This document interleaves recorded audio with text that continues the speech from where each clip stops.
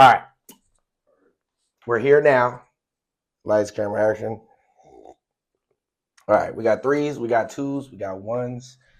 Hello. Another week has come. Mm-hmm. We are here. Say Something family. Welcome back. We hope you guys had a great time while we were gone. As always, whenever we disappear, sports doesn't. Mm-hmm. So we come back and we got things we need to handle. We got things that we need to go over that have already gone by and some things always to look forward to in the future. Right. So I hope you guys, like we said, are all having a great summer. Hope things are heating up for y'all just like the temperature is, because boy, we are getting cooked out here. And depending on where you are, it's definitely hotter than I've even experienced. So hopefully you guys are staying cool. And like we said, having a great summer. We're going to start off with our quick check-in as we always do before we get to any of the good agenda that we have today. So take some time real fast. Look to your right, look to your left, look to your phone. Think about somebody who may need it. Mm-hmm. Say what's up to somebody if you got the time, because you never know when it might make the difference. So, Mitch, how you doing? How's everything going? Yeah, everything's going well. Had a good 4th of July. Went onto the rooftop, watching fireworks throughout the night. It was going up the whole entire night till like midnight, 1 o'clock. So that was fun to watch. Just sat up on the top, had a little drink, was just chilling. Cool. Other than that, it's just being at work every day, grinding, being in that heat all the time. So I'm happy to be in this space where it's a little cooler in here, a little more relaxed kind of state of mind in here rather than work. But overall, everything's good. Been working on the tan, right. Getting things right, cooking in the sun. Right. So I'm just ready to get ready for some sports. Absolutely. How about you? I'm good. Appreciate you asking. Just summer schooling, just grinding away. Luckily, that is indoors, so I don't have the same complaints as Mitch in terms of having to endure that kind of heat. But I do feel them. I have done it before. I think that, for me, a lot of just trying to get this research class out the way is something that at times in the moment I regret. Mm-hmm. Because it is one of the very few classes that I feel like can truly take away from the feeling of like a summer. Mm-hmm. The reading for me in terms of any kind of degree has never been my strong suit, and this class requires a lot of that. So it's been a lot of like testing my mental fortitude of like, get it done. I'm gonna sit here for a while, get through this, get it done. But I do want to say probably my happiest bit right now is just because the schedule's opened up a little more. I've been able to be back in the gym a lot. I've been able to get outside, get on the trails a lot, just be fit for the summer. And that feels really good because I did go through a little lull where it was just, the scheduling made it just so hard to get to that gym. And it feels so good. I mean, me and Mitch, we went on like a streak of like a year straight of like being in the gym every day. Was there. We were going crazy. I don't know if that's ever realistic, but like being somewhere close to that sure is nice. And so it's felt really, really good to just feel my body toning back up, feeling good. But, more than anything, it's just lungs, everything like that, just feeling healthy because you're just doing stuff, right? So that's where I'm at. But again, just like Mitch, very excited to go over what we have today, which is, as usual, a very jam-packed schedule. So for me, it's audiobooks. That's how I do my reading now. I can't strain my eyes too much. I already know it gets bad when you do all that reading, looking at the screens or looking at books, man. For sure. Audiobook for me. Right. Man, I wish, because these research books, man, I wish there was one for them, because I would. I'll do it. Pay me, Britannica. Right? Right. Pay me. I'll talk to you, and then I'll pay y'all. You know what I mean, to listen to it.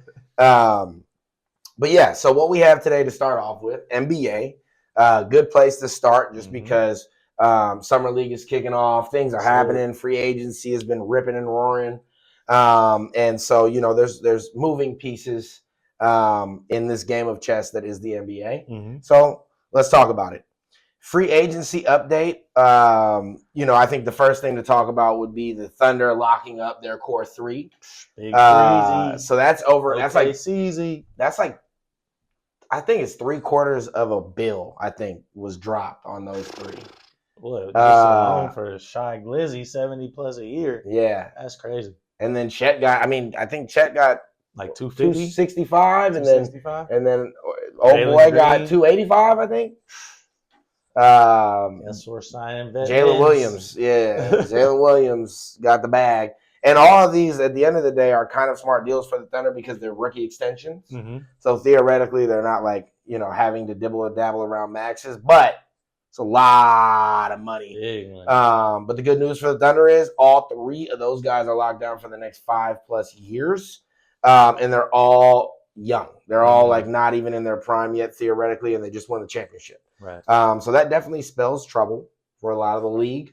I do think things will get a little murky for them. They have so many assets that I think that they're going to end up having to throw some assets at some player and just go into the luxury, which is what it is. But it's like you just can't keep taking on these players in these roster spots and thinking that you're going to be able to find PT for them. I mean, they be throwing people to Europe like, hey, come back in a year or two. We got you. That's why we drafted you. Just go work on your game. Right. I mean, you think about even right now, Nikola Topic, he's just waiting in the wings. How many minutes will he get next year? I mean, who knows? I mean, if Caruso's come back, all these guys come back, where does he even fit in the puzzle?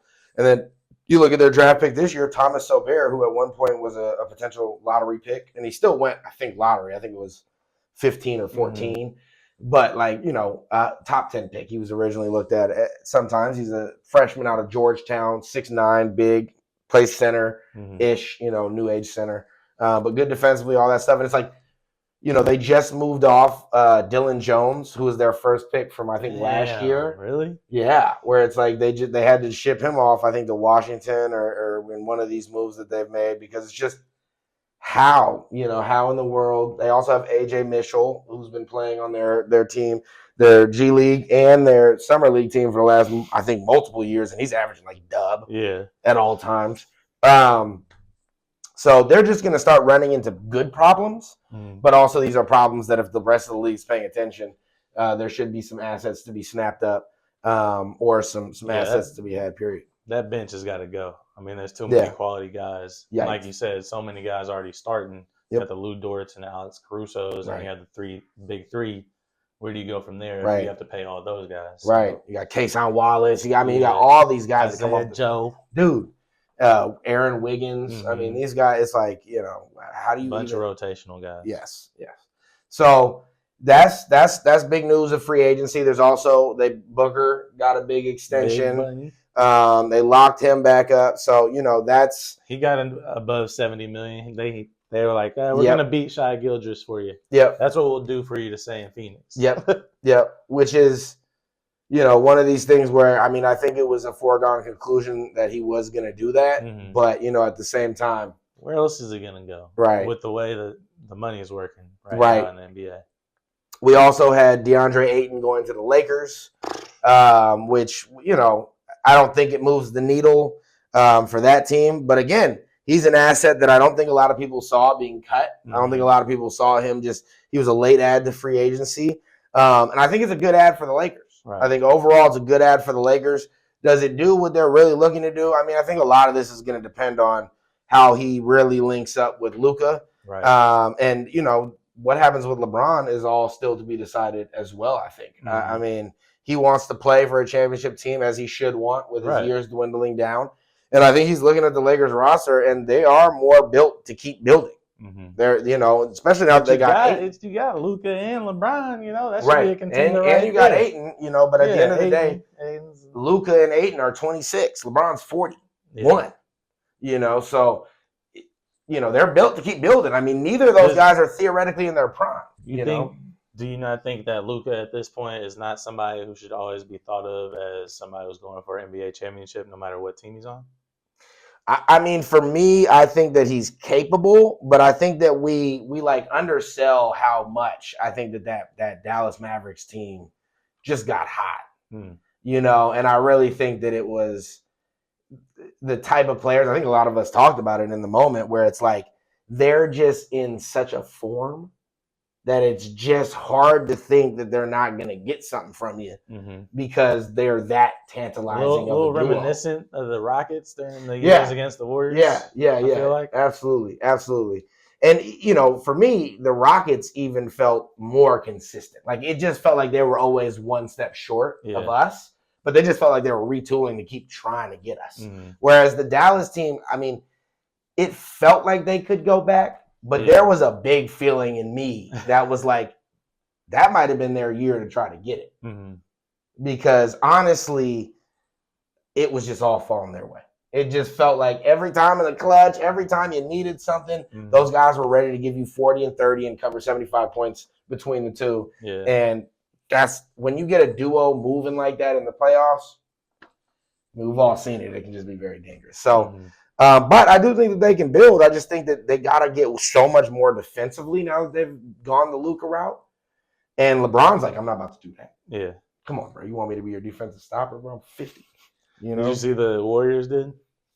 What? Absolutely nothing. Oh, yeah. I thought you were saying like added themselves into the cap because that was so complicated. How right? I don't even know why they needed to even explain. Like they should have just been like, yeah, Kevin Durant got traded. Like, right. What was all these other moving pieces? Well, it was how we ended up obtaining that that trade up pick, which was so weird. But.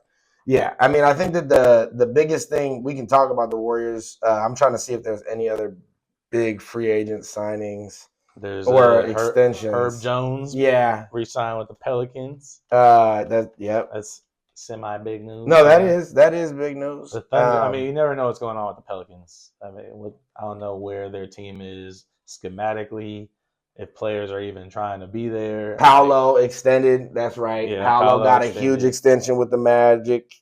We had Jakob Poeltl. Extended 4 years, $104 million with the Raptors. Trey Jones returned to the Bulls. Santi Aldama and Jaren Jackson Jr. extended with like a super max to the Grizzlies. So a lot of people getting their money. Staying with the same team. Correct. And then the new signings, we had Deandre Ayton. We had Brook Lopez to the Clippers, which I actually think them, that's a big pickup. Clint Capella back to the Rockets, which I think is actually a good pickup as well. Very interesting, though. But they got a lot of biggies over there. They got a lot of players. I mean, they're kind of reminding me of Chelsea, where it's just like, y'all just have so many players over there. I don't even know what y'all plan to do. D'Angelo Russell, Mavericks. I actually think that's a great pickup and a super Band-Aid for Kyrie. Kevon Looney. Man. 10 years of service. We believe in you, buddy. But honestly, you did look like Rick James in your little photo. It was crazy. Rick, you got to make sure you throw that photo up when I'm talking about it because it's not even one of these things that could be followed up with just words. Like, I have to say it. You got to see the photo. We'll all have the moment together, and then we'll move forward.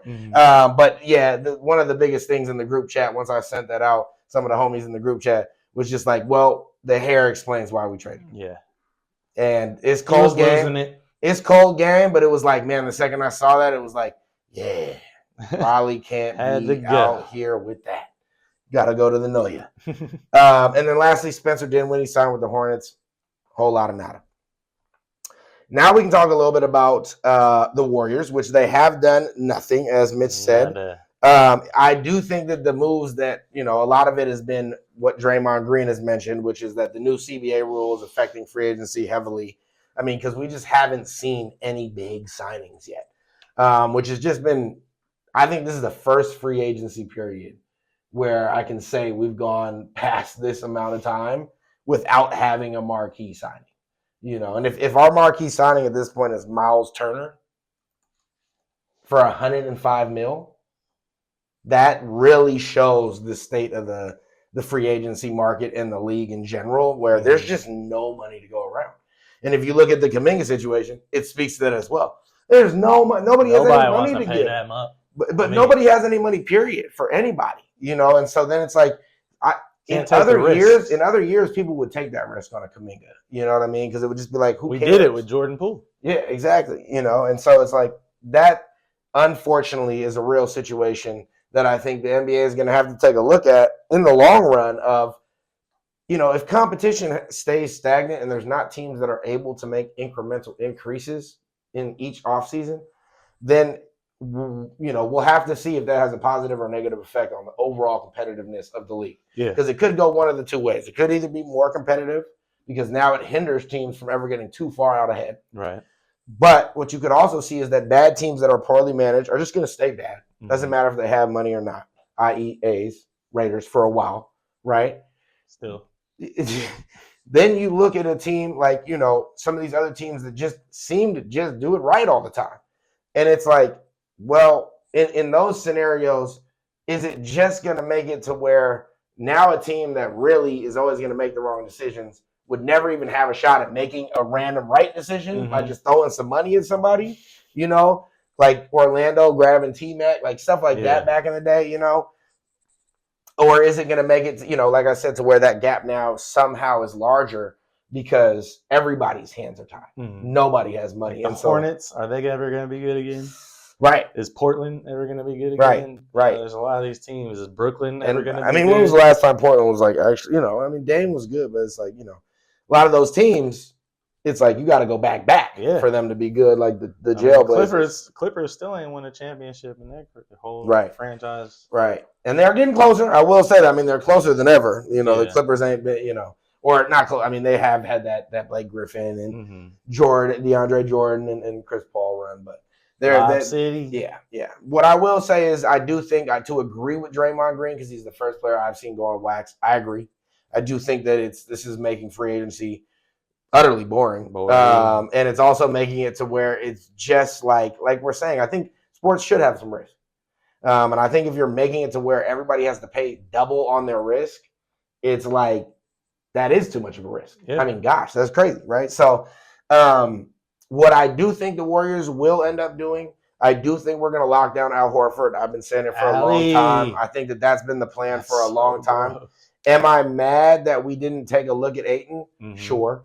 I'm a little confused that we just showed no interest. I don't necessarily think bigs. There's been like most of the people bigs. I really do not think that he would have necessarily been the best fit, and I'm not even saying we should have signed him, but to show no interest to me is where it's like, why not drive it up for the Lakers at least? Why not, you know, like there was things that we could have done to just play chess and not be playing checkers over and over again. But Al Horford, to me, was always the big, that if he's willing to come back and play, he's the one that I've always wanted. He's the systematic fit. He's perfect, and he has championship pedigree, DNA, and tons of playoff series under his belt. Just got to keep him healthy down the stretch. I mean, we are a team that knows how to do that. You know, we had Bogut with us for a long time where we're going to play you for 10 minutes to start the game, and we'll figure out where to put you. Also, why not even – like even a Brooke Lopez, I feel like 100% would have been great. Would have loved that. Would have loved that. People just really not trying to come, or would have loved that. Like, I think he considered it. Who was the other big that you named that re-signed? Like we couldn't try and do something for Jakob. Like, dang. Right. But that was $104 million. I mean, I don't think we had that money, but I will agree with you 100% on the Lopez, the twin. I thought he was a perfect fit. I just think that I think that they were probably choosing between the two. And I think that they've always wanted Al more than any of the other bigs there in terms of just a systematic fit. But waiting on him like this and just not acting like we're, you know, going to do anything else is dangerous. I mean, if we get him, then all good. We played the long game and fine. But, like, if we don't end up getting him, which is entirely possible, then we've just waited out the rest of the market for nothing. And I think that could be foolish. I think you always have to act like you're interested. The other names that are coming up, Deandre Melton, looks like we're very interested in potentially bringing him back. I'd love to have him back. I would have loved to see him play a full season with us last year. The other names that are coming up that are larger names, Beal obviously has been brought up. I don't know how I feel about Bradley Beal. I mean, at the end of the day, would I take him on a vet min? For sure. I mean, because at the end of the day, that's what all of this is about. Is you seventh man, Brody. Beal and Dame are both going to end up being vet mins somewhere or low-end deals. So no matter what, I would take either. It's a steal. You know what I mean? We'd figure out what to do with him. Am I going to, would I really think Bradley Beal would push the needle? I mean, if he's willing to play whatever role we're asking and he does that. Are you okay with Pods being in front of you, bro? Right. Like, for real. You know, like things like that. Or he can play his butt off and find a way into the rotation and do whatever. But he would have to work for it. And I don't know if Beal's interested in that. I do think Dame would be a real interesting fit just in terms of especially with the severity of that injury and like how we could ease him back in and not need to have to like actually play him a whole lot. I do like the idea. But he would be next year though, right? 100%. He wouldn't help us not a bit. I mean, he could potentially help us in the playoffs, but I couldn't imagine a situation where we bring him back, he gets injured. I mean, can you imagine? Oh my God. So no, I Bradley don't. Beal, if you come to the Warriors or if you're thinking about it, make sure you watch your own video of how you talk to your young players back in the day about how they need to play their game and remember what you were saying. And apply it yourself. Yep. Because you ain't been playing that way in a long time. Right. But also, even these ones, like Sacramento Kings traded Valanciunas for Dario Saric. Like, we could have thrown Looney for that. Right. What? Like, that's a good pickup right there. Right. Even somebody like Yabusele. Yeah, I would take Yabusele. Like, he signed for 2 years, $12 million. We couldn't have. Right. He would have been a perfect kind of rotation guy in our small ball. Right. So I've been seeing a lot of these, and I've just been like, man, we haven't. I wish we could know if we were sniffing around for it, because it seems like we just was like, no, y'all got it. We don't need none of that. Right. It's like, yeah, we do. I do know that we really want to stretch big, you know, and at the end of the day, they're not willing to go for a guy that can't hit real shots, and a lot of those guys can't hit a shot for their life. And then also Valanciunas, I know that the big question with him was Brook would have been amazing. Brook, I mean, that's the guy. And to me, he's one of the better shot blockers. Where it's like, come on, bro, let's get no boards. But the problem with no board, he'll give us 4 boards a game. But the real problem with Valanciunas is apparently he wants to go back to Europe. He's like, so apparently he's gonna buy himself out of Denver anyway and just cut. And they're hot because they really want him. I mean, he would be a great pickup for them. Just stay with your Jokic. He's like, I'm not playing on the bench out here. I'm going to start overseas and go, do my thing. Anyway, so we'll keep y'all updated on what the Warriors do because obviously it's been crickets. My 2 realistic grabs, I would love Al Horford and De'Anthony Melton. I've been saying it for weeks now. They're both still out there. Please just go get them. And I really do think that could help put this team over the top with the rest of the fillers that we have to really have a shot next year. Moving on to the Summer League. Cooper played Bronny tonight. Whoop-dee. First pro game out the way. He was pretty and definitely by his standards, not a performance I think he was happy about. I'll let Derek cover the performance, but the thing I want to say before that is these were the highest ticket prices ever. At a Summer League game, which is crazy. I mean, obviously, Bronny plays a part in that. They were playing Bronny. But wow, Summer League used to be free. Right. Cooper Flag, 32 minutes, 5 for 21. Had a rough shooting night. Seemed to be forcing it from the very beginning. I know they planned to have him take that first shot, but it seemed, like I just said, it seemed real forced. Seemed like he was off his game a little bit. Maybe the nerves just kicked in. First time in the NBA. Absolutely. Wanted to be a little too impressive. Didn't let the game come to him. So ended up with 10 points, 6 rebounds, 4 assists. Can't really be mad about that. That's a pretty good stat line for any game during the season, especially for a rookie. But it was just a little bit lackluster, and it was tough to watch sometimes. But I'm excited to see what he has going forward because he obviously has a number 1 pick. Coming out of Duke is going to be somebody who's going to be clutch for the Dallas Mavericks moving forward, trying to make this next push towards the NBA championship, especially without Kyrie. Absolutely. Bronny James on the other side had a solid game, 21 minutes, had some weird minutes playing. Weird, dude. Didn't really understand. Maybe they were just like trying to have it on a minutes count or something already for Bronny, just like that. Right. But 8 points, 2 rebounds, 2 assists, 2 of 8 shooting. Can't really expect too much more. 21 minutes, something light for him. What was that? That's like barely a half of basketball. For real. Again, these are the first games of Summer League, so some guys are sputtering through as well as some guys doing good, as BJ Edgecombe came in absolutely balling, had a double-double in his first game.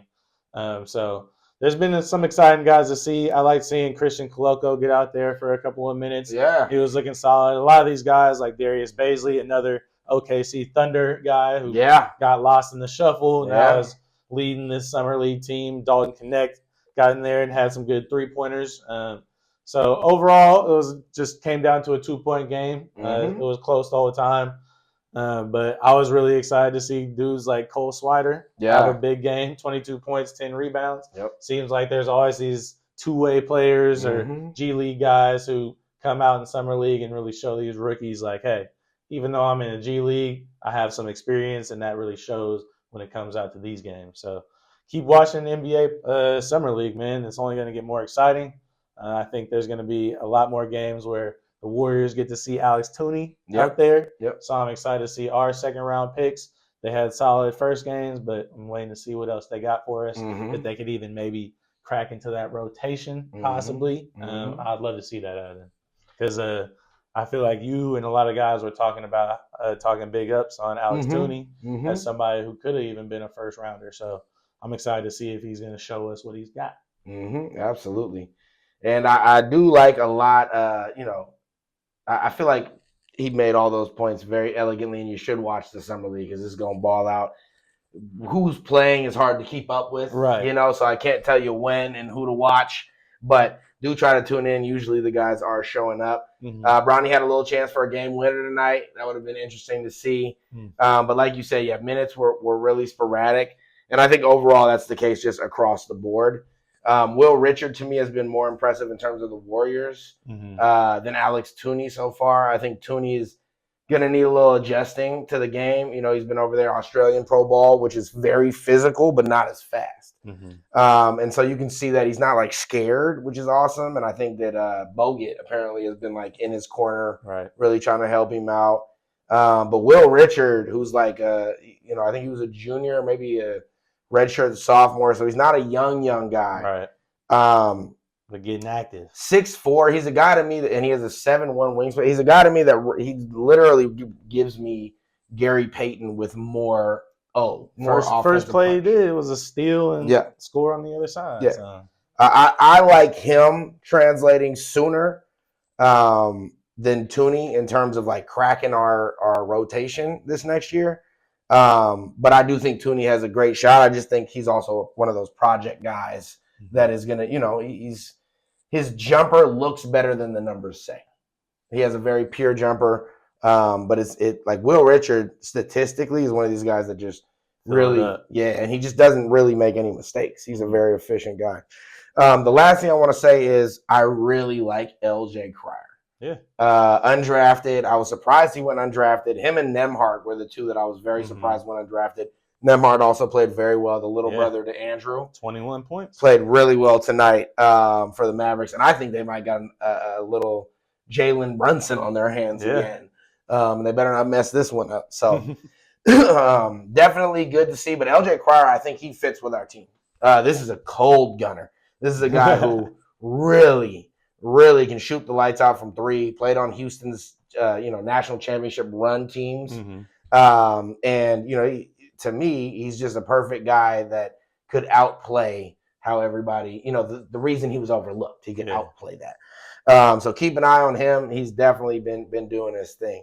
We'll keep covering that as it goes. There's not a lot else to talk about. It was just the first day. So again, like Mitch was saying, rotations and everything still a little bit wonky. But as things, iron out and some of these better matchups come up, we'll definitely have them covered. So we're going to move on real fast. Again, boom, boom, boom, on down the agenda to the NFL. And so we are going to take a quick look at the ESPN off-season grades. See what they got. Who's grading these? Who's this? Seth Walder? Right. And you are Seth Walder. And we are going to, from there, react, to Niners each of our team's grades. Yeah, so I will let Oakland go first, since Oakland in the name of the alphabet. Vegas. Oh yeah, that's right. Las Vegas. Still before S. So So Las Vegas Raiders got the big B. I said Oakland. It's always going to be the Oakland Raiders, baby. Always. Right. Las Vegas Raiders got a B grade. Look, Mr. Walder, I don't really like what you got going on here. I'm not a big fan of this. Biggest moves I like, moves I dislike. Our biggest move, saying we got Geno Smith. Okay, I can maybe rock with that. That's cool. Moves I liked, Adam Butler, re-sign him. All right, come on. Was you just like, who's on the roster? Right. That guy. Right. Who is Adam Butler? Moves I disliked. Now, you want to talk about not liking Ashton Genty as a running back for our team? Crazy. Come on, man. Everybody was cool about it. Now we want to bring us down. Why? I don't understand. Just because he's a number 6 pick, we can get some productivity out of him that can really help our offense move. We got good guys on the outside. We got Brock Bowers down the middle. Maybe we just needed that one guy, and we couldn't go out in free agency and get somebody. Even though we did also get Raheem Mostert, so he didn't even talk about that at all. We made some good moves. Seems like most of our good moves have been offensively because crickets on the defensive side. I feel like we've only been losing people on the defensive side. We just we got Max Crosby all 11. Yeah, that's him. That's it. Yeah. We just guarding everybody. Yeah. But yeah, I mean, I appreciate the B grade. That means you think we're doing something for sure. Because easily in the past it's been because if it was Cleveland Farrell, I'd be like, that's an F. Right. Jesus Christ. Right. So yeah. B grade, I think is solid. Some of the stuff you had to say about why you gave that grade, I don't really agree with. I think there's other things that could have played a better factor than re-signing Adam Butler. What? I don't know. But you could have put moves I disliked was losing Nate Hobbs for basically nothing. So there you go. What are we doing there, boys? What's going on in the front office? We just only think about offense. Right. When's the last time we outscored everybody? We need somebody on defense more than just Max Crosby. Right. So that's especially in that division too. Right. Good especially Lord. With all these quarterbacks. Justin Herbie, Pat Mahomes, you heard of him? Bo Nix. Right. Slinging. He's coming. Slinging. He's got a whole squaddy over there ready to go. They just picked up Evan Ingram too. Yeah. They're gonna be airing it out. Yeah. Especially against a team with no DBs. Yeah, straight up. And to lose to Nate Hobbs is just same old. And to the people that say, oh yeah, he was such a great DB. Look at our past track record of the guys that we've had as our number 1 DBs, who we've been like, yeah, they that guy, Pro Bowler, big time. You see when they went to other teams, right? When they got paid and people thought there was something going on. When you can just throw to the other play, that's how I feel like most of the DBs got credit was, oh, they don't even throw to that guy. Right, he's a shutdown man. He shuts everybody down. Right. It's because everybody else on the team is a practice league guy. Right, getting picked on. They was on E14. They was like, yeah. Let's see how fast you run down the block. Right. All right, cool. Right. So it really doesn't say much. I hope, I like Nate Hobbs, but that whole defense in the backfield or the defensive back situation, I felt went real bad after that year with Jack Jones and the boys putting up lots of pick sixes and a lot of good interceptions. The following year didn't really match that. I know there's always trials and tribulations going on with the Raiders, but they didn't really step up this past season, in my opinion. Right.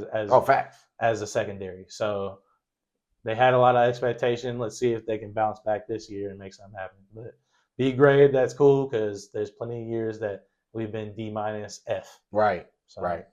2 things that I'll say before I'll ask you to do your own biggest move I like, move I dislike. Which you did a little bit of, but you just put a stamp on it.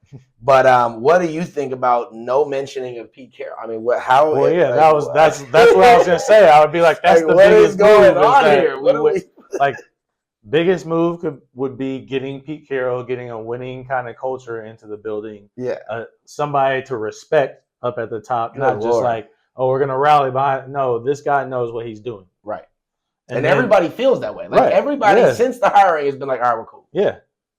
And then moves I liked could have been the signing of Geno. And then moves you dislike, like I said, could have been a Nate Hobbs. What we just lost. So let's be more excited about our lottery pick. All right? Let's not already be like, oh, running backs are not, Well, who would you want? You know what I mean? That would be my big counter to him. For that would maybe moves I disliked was the lack of movement inside the draft. I feel like there was plenty of times where we had draft capital or even players to have the ability to move up and get certain guys when we didn't. And not to say I don't like a lot of the draft picks that we did make. Right. I just felt like there was plenty of chances for guys who were dropping that we could have snatched up, and we just also neglected to take them as well. So that's my 2 cents. I'm not Mr. Walder. I'm not on ESPN, but I think I like it a little better. And what would your grade be? I would say a B. A B is a solid. Okay. I think that is a solid grade for us because you can't build up expectations for the Raiders anymore. So to see some solid moves, that's a new norm. That's not something that's normal when it's oh yeah, that's pretty logical. That makes sense. Right. Okay, I see a direction that we're trying to go in. So to even be able to say, yeah, we have a solid B and feel confident in that, is something to be said. Facts. Very, very true. I would probably give them like just because of, in comparatively speaking, to me it was like a B plus because it felt more foundational for them in terms of like that's actually something you can build on moving forward, and hopefully they will double back how they did this year on the offense for the defense, right? Which does seem to be kind of a new thing teams are trying. Whereas like if there are huge holes, it's like they try to gap these out so they can sign players in that kind of staggered way where they'll go D heavy one year, offensive heavy the next. We did get Chip Kelly too, so yes, I just thought he was like, we need some boys. I just thought all those signings for me were just like headed in the right direction. At the end of the day, the Raiders haven't had a good offense in a long time in terms of like, we all know what the defense has been. But in terms of like a really exciting offense, an offense that's not winning by like kind of luck where you feel like, okay, y'all got away with something today. Right. I think those are the steps you take. And when you look at who else is available at the 6, this draft wasn't the strongest. There's not a lot of quarterbacks available, right? So it's like, would you have wanted them to go Teataro McMillan? Like, do you need a one? I don't think that's as big of a need. Do you want them to go O-line? Well, I think they did a good job later in the draft picking up O-linemen that, to me, were of value. So I don't know. I mean, I would have loved to hear what he thought about, what instead of just saying it's a bad move, it's like, well, what was the move? Because I think with what was on the table and assuming you couldn't trade back and feel confident you'd still get Genty, I just think that's where you got to go. And even just to your point of just like making smart moves, even somebody like Jeremy Chin. Yeah, that's a great move. That's a logical thing to do. Also, he's somebody that knows Pete Carroll very well. He seems to have gotten guys who are actual savvy veterans rather than just, let's go get that guy. That like people who don't even fit the scheme. Right, 100%. On to the Niners. They gave the Niners an A-. I'm okay with the grade. I'm actually pretty surprised that they gave us an A-. I feel like for the majority of the offseason, all I've been hearing is, how we've shit the bed and how we've let this offseason go from having a bad season to making it even worse. And I've been telling everybody for the longest time, if you haven't been watching the Niners for a long time or football long enough, then you probably just don't understand the way the books work. And when you get that close to to the Super Bowl, that many times, there is always going to be a huge case of two things. One, re-signing players at high prices in order to run it back. And two, players being at inflated prices due to the fact that they're playing at the highest stage, in the game. So a lot of these guys, it's really more to me about, are they playing to their contract? We had very expensive players. Are they playing to their contract? And to me, all the guys that left, would I have wanted every last one of them to leave? No. And I've told y'all the one that hurt me the most was Dre Greenlaw. But he already got injured, which is insane. And I think he might be ready to come back, but he already got injured. And everybody else, I just don't think they would have been worth the contract that we would have had to spend to them, and we needed to get younger. We were one of the older teams in the league. And with those two things looming, you have to do something like this. And I think the best way you can look at it is there's never a good time to do something like this unless you've just won 3 Super Bowls, right? But I think that they did it in the best way that they could.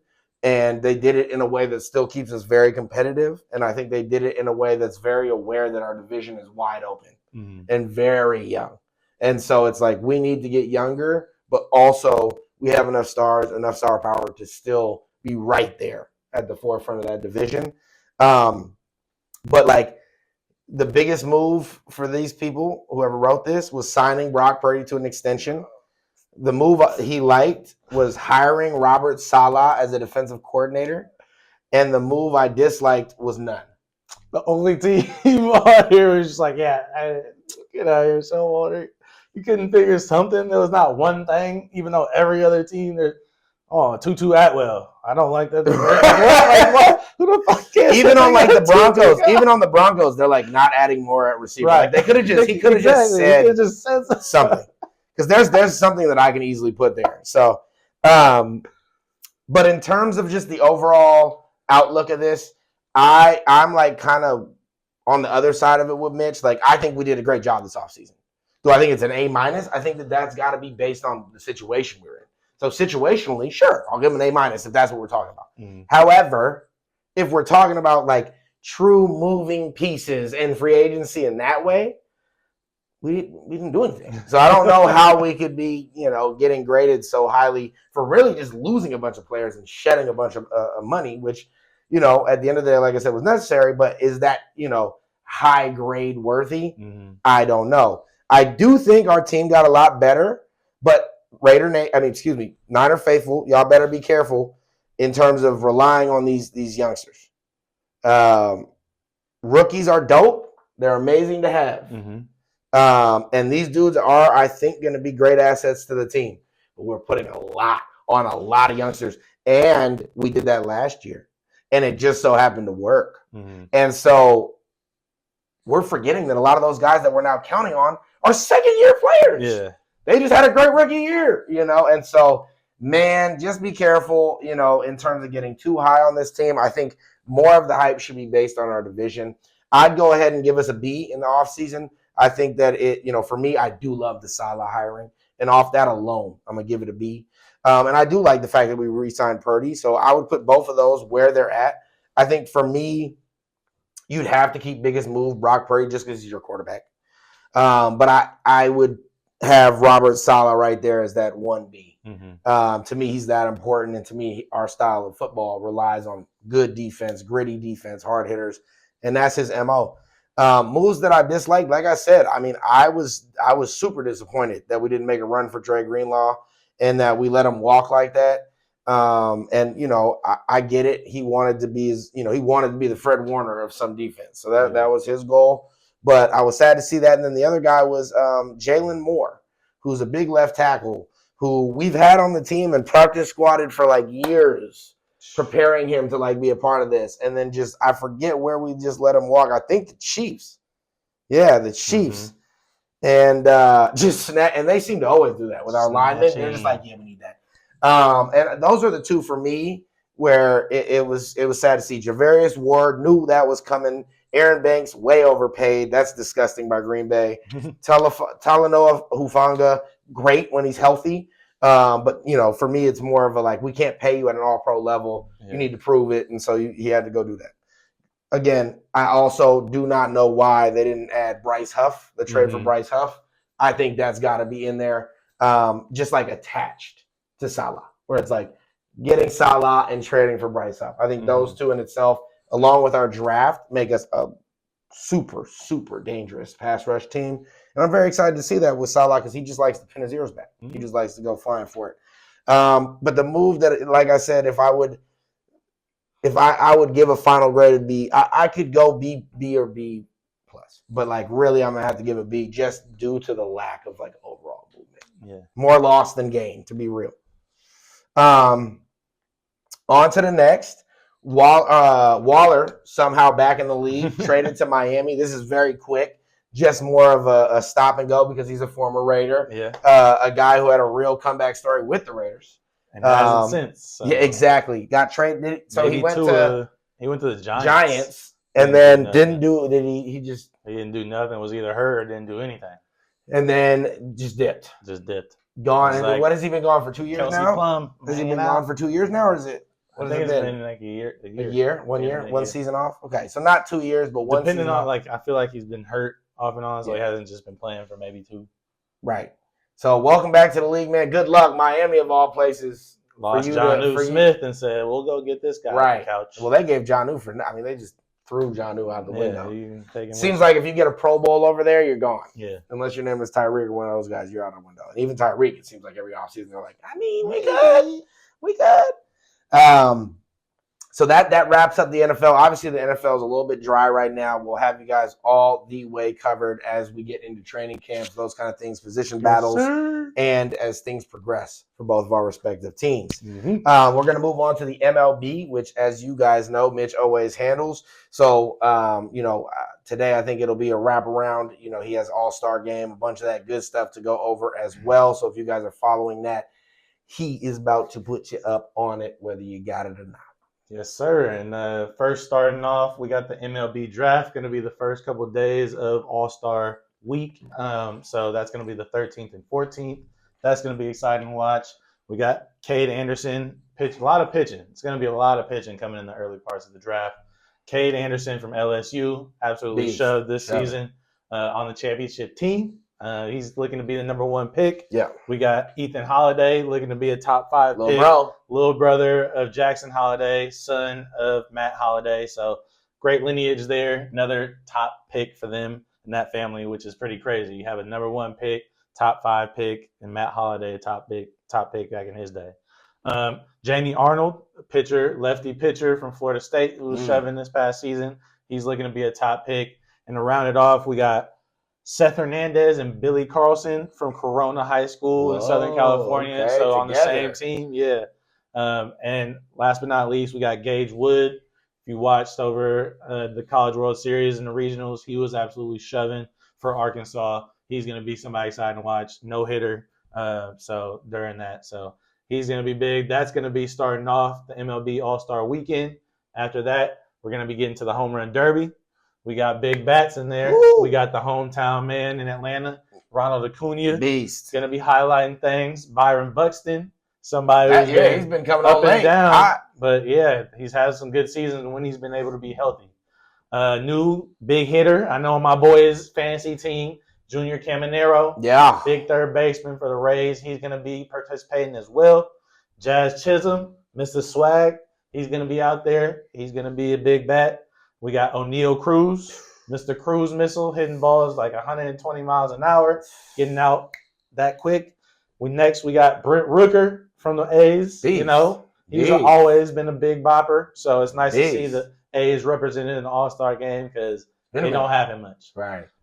Next, we got the young gun and James Wood. Been absolutely tearing it up for the Nationals. Recently had a 5-hit game. Just big baller, big dude, like 6'7". Yeah. So he's been absolutely killing it this season. So he's going to be somebody exciting to be kind of a dark horse for the winning.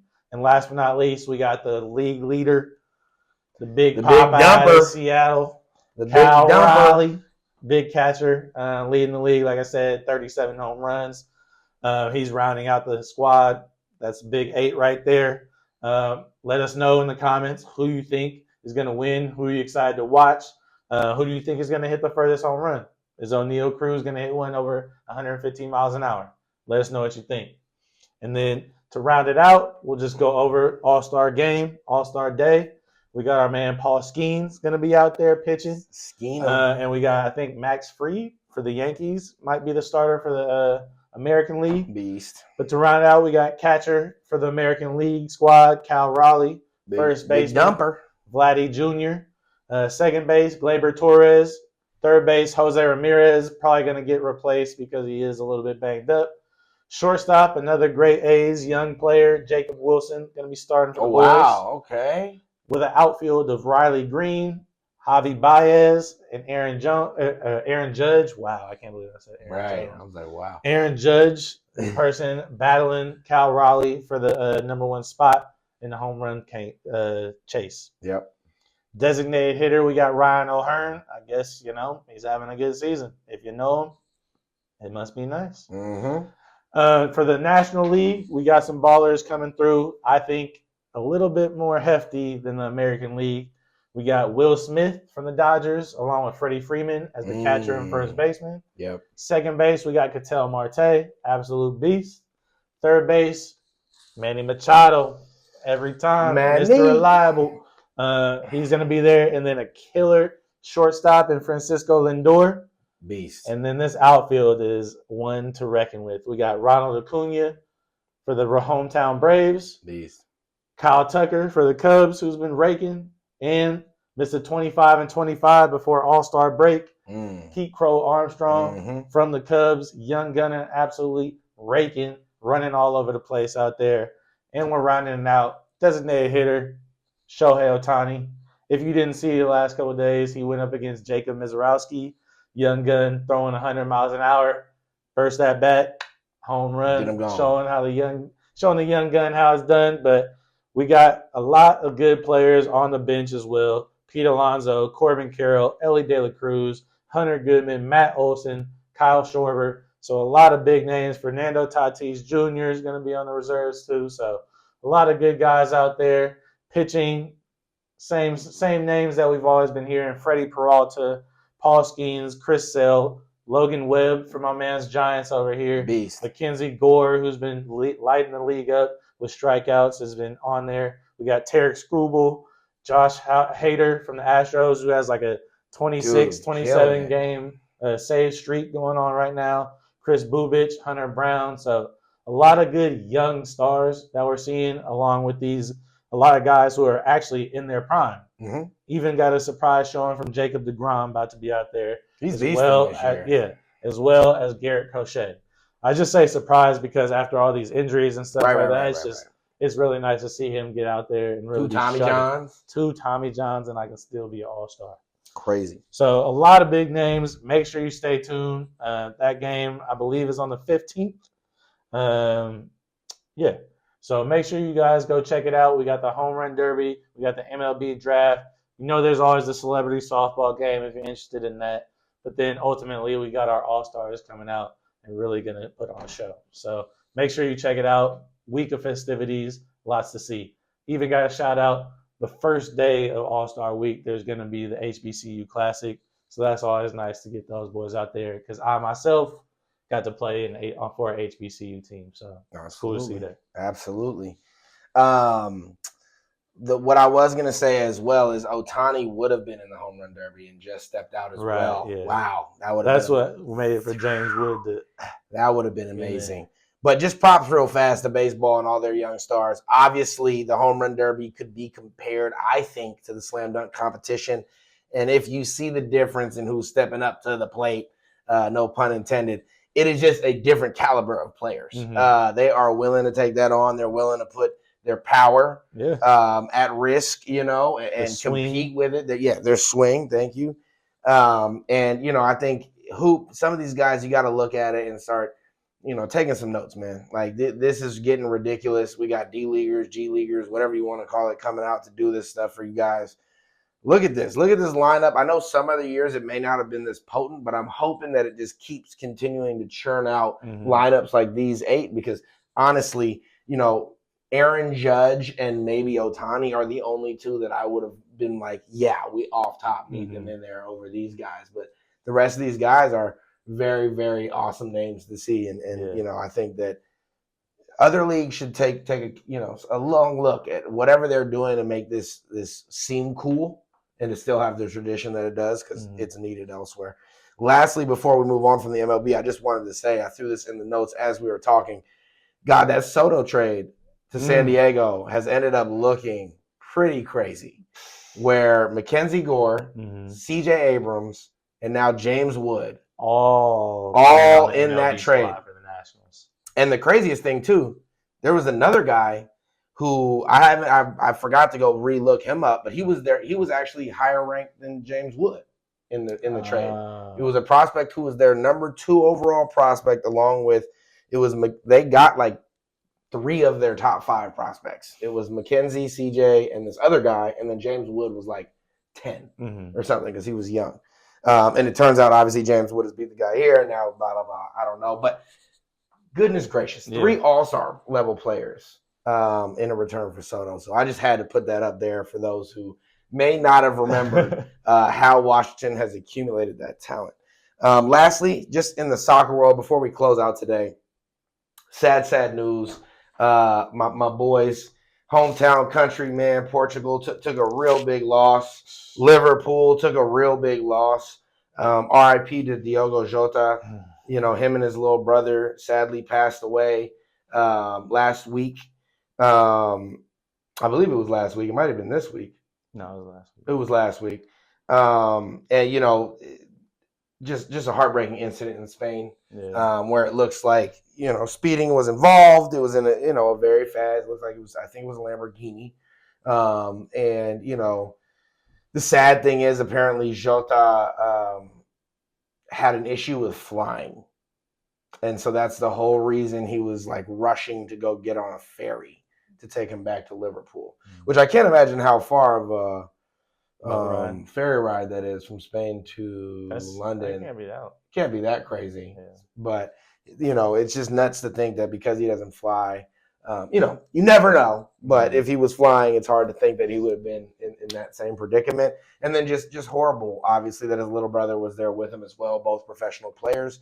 His Just brother, got married a week before. Diogo Jota just got married. He has kids. He has obviously a fiance. So just heartbreaking. And the whole soccer world really has stepped up. And I wasn't as privy to just more of the man that he was, which now a lot of that is coming out. Super talented player. Always admired his game. Always had super respect for his game. But it's come out that he just was a really, really good dude as well, which I'm sure, a lot of these people are and stuff. But, he just seemed to have a lot more connections and friends in the soccer world than I thought. Yeah. And deep connections, not just surface level.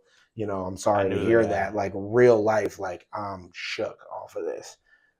So, just condolences out to all of his friends, all of his family, all of his circle, all of his supporters, all of the people that love him. Thank you, Diogo. Yeah, and thank you, Diogo, for just, honestly, just being an amazing person, an amazing soccer player, football player, however you want to do it, and a guy that really is forever remembered with Wolves for bringing them back up permanently to the EPL and really changing with that Portuguese core, how people looked at that club.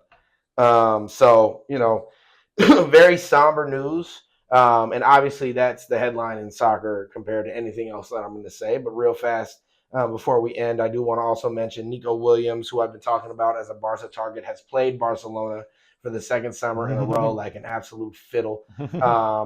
And, I think that at the end of the day, quicker than that? Some of Barcelona's financial issues, I think, also have come into play.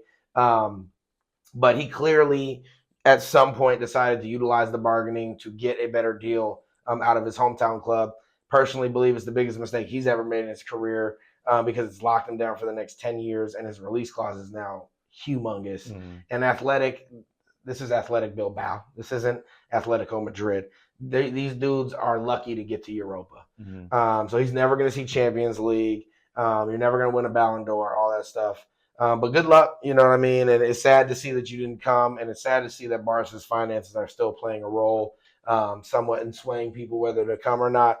We have a super young core and amazing set of squad members. And so no matter what, it was going to be an interesting ad in terms of, where does Rafinha go, who just almost won Ballon d'Or, blah, blah, blah, blah, blah. But lastly, I'll just mention a couple other options for you coolers out there. This is just in the rumor mill. Obviously, we have Luis Diaz from Liverpool, who, right now you're not going to be able to talk to him or anybody on Liverpool because they've taken like a week off from operations with Jota. The other one is Rashford, who's, the ex-starlet of Man United and now the outcast, and really just wants to play with him. I mean, he's all on Lamine Yamal's tip, which to me is crazy. Lamine Yamal's 17, bro. Like, what are we doing here? And then the last one, which is a name that's always floated around, but has come up more now that Williams has spurned us on for going back to his hometown club, is your boy, Rafael Leao. I would love to see Rafael Leao. I think he's a little expensive in terms of what we would be trying to do and if that's realistic. But apparently he has a huge fan in Laporta, who's like basically our director of operations. So, if they lower their tag or anything like that, that would be my favorite out of all of them. But, Luis Diaz is he's my Colombian counterpart, so I'd have to go with that just because he can play the forward, the striker as well. But I would go Leao or Diaz. You can't lose, but they're both very expensive. So that'll pretty much wrap up today's show. We'll definitely cover the state of the U.S. men's national team next week as we head more towards the outlook of the Gold Cup, which we lost, by the way. Made it all the way to the finals and lost to Mexico. But I'll go over that next week on next week's show and just kind of also cover what's leading up to the World Cup next year and just the overall state of the national team and how I feel about it. And I'm sure as well that we'll be able to give you guys kind of a all-star update on fantasy baseball of just kind of like what's happened so far in the year. Who's coming through clutch for the back end of the season? Exactly. Who's the guy you can drop, let go? Who's going to be injured for the rest of the season? Who's coming back and is going to be able to play A lot of those kind of moves. Absolutely. So we got all that for y'all. So make sure y'all come back, tune in next week. Appreciate it every time that y'all are here. Make sure you like, comment, and subscribe before you leave because all those things I just said are free. So I appreciate it, and it helps with the algorithm. And until we see y'all next week, we're signing out. Peace, love, and happiness.